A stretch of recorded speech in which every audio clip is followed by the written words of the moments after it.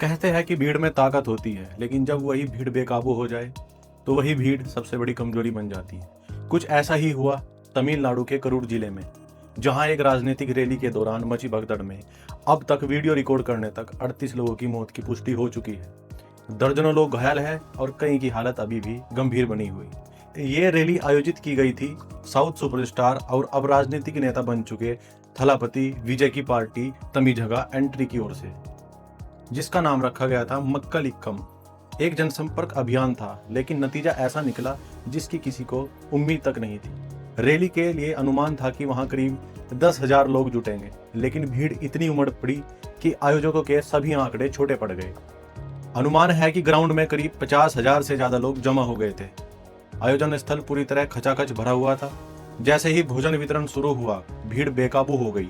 लोगों ने एक दूसरे को धक्का देना शुरू किया और कुछ ही पलों में भगदड़ मच गई, जिस भगदड़ में 38 लोगों की मौत हो चुकी है। मौत के आंकड़ों में महिलाएं, बच्चे, बुजुर्ग, जो भी जमीन पर गिरा वो इस भीड़ के नीचे दबता चला गया। हादसे के बाद जो मंजर सामने आया वो किसी युद्ध क्षेत्र से कम नहीं था। जगह जगह लोगों की चप्पलें, थैलियां और खून से सने कपड़े बिखरे पड़े थे। अफरा तफरी के बीच कई लोग अपनों को ढूंढते हुए बिलक रहे थे। चीख पुकार और शोक से पूरा इलाका सन्नाटे में बदल गया था, मानो तमिलनाडु पर कोई कहर टूट पड़ा। इसी दौरान तमिलनाडु सरकार ने तुरंत कार्रवाई करते हुए मृतकों के परिजनों को 10-10 लाख रुपए का मुआवजा देने की घोषणा की। घायलों के लिए 1 लाख रुपए की सहायता और मुफ्त इलाज की व्यवस्था की गई। पुलिस और प्रशासन ने जांच के आदेश दे दिए हैं और कुछ अधिकारियों से जवाबदेही भी शुरू हो चुकी है। वहीं दूसरी ओर इस हादसे पर प्रधानमंत्री नरेंद्र मोदी ने गहरा शोक जताया है।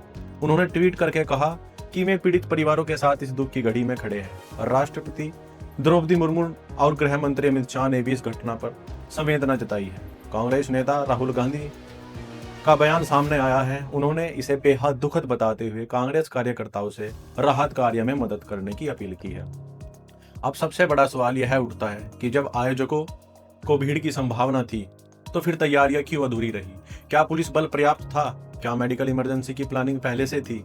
क्या ग्राउंड का साइज और एग्जिट पॉइंट्स भीड़ के हिसाब से प्लान किए गए थे? सिर्फ तमिलनाडु की बात नहीं, भारत में ऐसी घटनाएं पहले भी हुई है और एक्टर विजय के शोज और रैली में ऐसी घटनाएं 10 से 12 बार हो चुकी है। चाहे वो कोई धार्मिक आयोजन रहा हो या फिर कोई राजनीतिक रैली, भीड़ नियंत्रण आज भी हमारे देश में गंभीर समस्या है और इसके लिए सिर्फ सरकारी मशीनरी ही नहीं, आयोजकों को भी जिम्मेदार ठहराया जाना चाहिए। और सवाल सिर्फ इतना ही नहीं कि 10 लाख का मुआवजा मिल गया, सवाल ये है कि क्या उस माँ के आंसू कभी सूख पाएंगे जिसने अपनी बेटी को उस भीड़ में खो दिया? क्या वो पिता उस हादसे को भूल पाएगा जिसने अपने बच्चों को गोद में लिया, मदद के लिए चिल्लाता रहा, जिसने अपने बच्चे को गोद में लिए मदद के लिए चिल्लाता रहा? जरूरत इस बात की है कि अब हादसे को नियति मानने की आदत बदली जाए। भीड़ एक ताकत हो सकती है, लेकिन उसे संभालने का हुनर एक सिस्टम की जिम्मेदारी है, वरना हर कुछ महीनों में हम ऐसे ही न्यूज पढ़ते रहेंगे। नेताओं की बड़ी बड़ी रैलियों में भगदड़ से मौत के आंकड़े बहुत कम हैं, चाहे वो सत्ताधारी पार्टी हो या विपक्ष पार्टी हो। और चुनाव के दौरान तो ये मौत के आंकड़े कहीं नजर नहीं आते, क्योंकि व्यवस्था कहीं ना कहीं बहुत चाक चौबंद होती है। अगर आप भी मानते हैं कि इस देश में अब जिम्मेदारियां तय होनी चाहिए तो इस वीडियो को शेयर कीजिए और कमेंट में बताइए, क्या भीड़ में जान देना अब खतरे की घंटी बन चुका है? मैं था आपका दोस्त गुरमीत, मुझे दीजिए इजाजत।